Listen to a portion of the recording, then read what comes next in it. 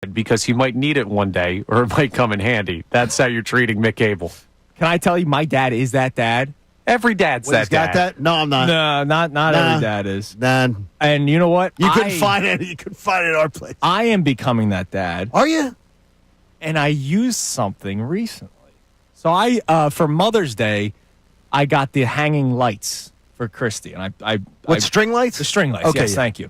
And I did the mulching and everything before. So where she do you got string home. the lights? Around our sort of back patio. Oh, that's area. cool. Yeah, it looks really nice. I did a damn good job. The problem was the last post to the outlet. I didn't want it to just flop down. I needed to have that one more loop. Oh, what can I use here? What'd you do? The rod that you would put for over the window, like the curtain. Right. I had one of those, like a leftover piece where you would put the rod through. Oh, really? And I was able to drill that bad boy into the siding of the house. Into your siding? And it's black, so it matches the posts and it matches the cord.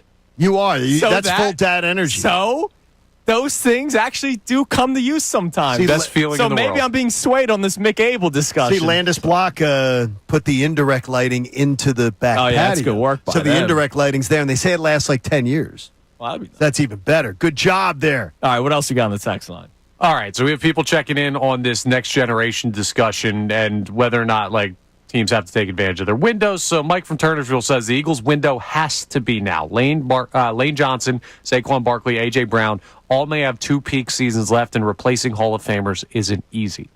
Oh, yeah, it's obviously not easy to replace a Hall of Famer, but, you don't need to replace Hall of Famer with Hall of Famer, The right? Eagles have so much youth that they have so much youth and so much flexibility that there's no question in my mind they can do it. I mean, I look at where the Phillies are at.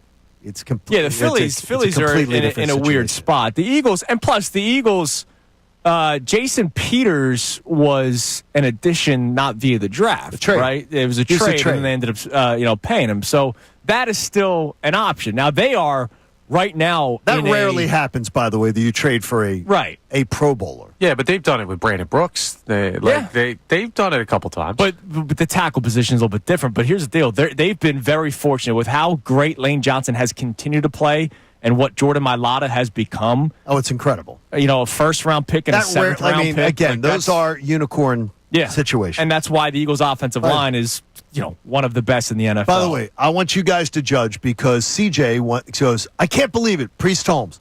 Like Salciunas, huge Priest Holmes fan. Yeah. I have no argument. He's the best back of this century. He goes, give me your names.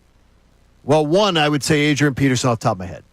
I don't know how he wasn't on the list. I would say Edgerrin James would come off my lip. Edgerrin James would come off my lips before Priest Holmes. LaDainian Tomlinson would come off my lips before Priest Holmes. And Marshawn Lynch would come off my lips before Priest Holmes. So I told him, and he said, now this is a good, reasonable debate. He was coming at my throat about it, and then he's like, okay, those are pretty good names. He goes, I'll call it a draw. Now, I disagree with him on a draw. Right. I think I gave him names that are better. But then again, that's the give and take. That's cool. Absolutely. But it's so he goes, okay, those are pretty good names. They're really good names. Adrian Peterson, to me, is the first name I thought of. My only thing with the Priest Holmes thing, Priest Holmes, are you kidding me? And he was all pro 3 straight years, but then after that, it was it. He was done. Priest Holmes was a 5-hour energy.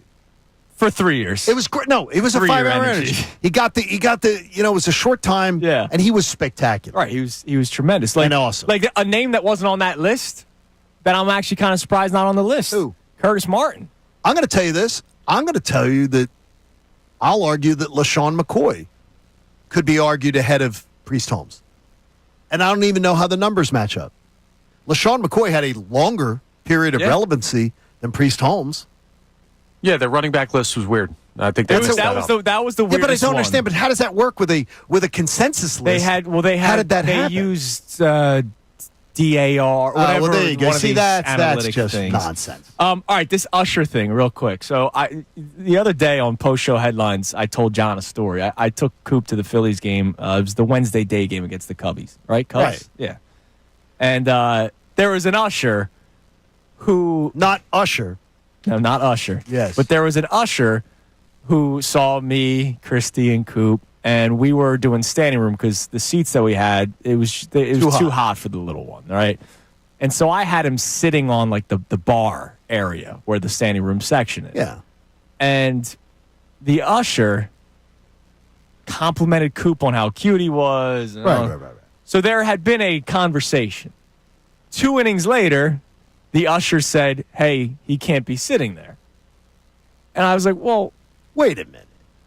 For 2 innings, we have interacted, and you have had no problem with him sitting there. And then all of a sudden, you have a problem. So maybe I think their boss came through. Maybe that happened. And said, hey, got to get that kid off there. Pay attention. Maybe that's what it was. That would be my guess. So my question is, at what point do ushers ignore the rules a little bit? Because I imagine that was a rule. Did you see what happened yesterday in Wrigley? No. Cubs and Brewers. Okay. I forget who the batter was for Milwaukee. Bat slipped out of his hand and got lodged in the protective netting. The Cubs fan that was sitting behind home plate, Spider-Man, climbed up the netting. Oh, that's sick. And pulled the bat out. Okay, how high did the guy go up? Pretty high. Really? He let's say he's 6 feet tall. I would imagine he had to climb an extra 6 feet. Okay. So he's 12 feet in the air or whatever. Did he get ejected? He got escorted out. Did he get the bat? Now, they did, like an inning or two later, let him go back to his seat. Maybe they just had a talking to him or something. Okay, sure. But it looked like he got ejected. Okay, in the instant? He was able to keep the bat, and the player who let go of it actually signed it after the game, which is actually pretty cool. But, the instant, the thing is they can't have fans doing that. Yeah. So I understand. Know, so they had to do something. But the thing is, they let him get back to his seat, which is great.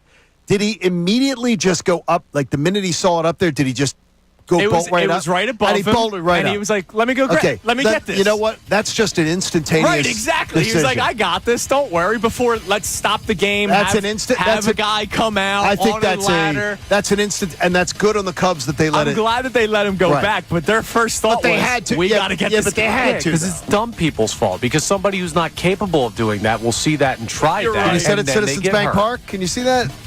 Somebody I'll get climbing up there. up? I'll climb on I up. could see Connor saying, I could beat anybody up there. I'll show you the video I'm a good during the climber. commercial break. All right, coming up next, we'll get back to our topics. We'll check our text line. I learned something new this morning. You did? About life. I'll tell you guys about. Really? Also, NBA Finals. We got a Game 7. We lived the nightmare that Thunder fans dealt with last night. It's Kincade and Salciunas, 97.5. Everybody, thank you so much for being a part of our journey on a daily basis, watching here on YouTube. Please like and subscribe. We always appreciate you doing that because it makes our jobs a lot better when the bosses are happy. So thank you very much, and keep on watching.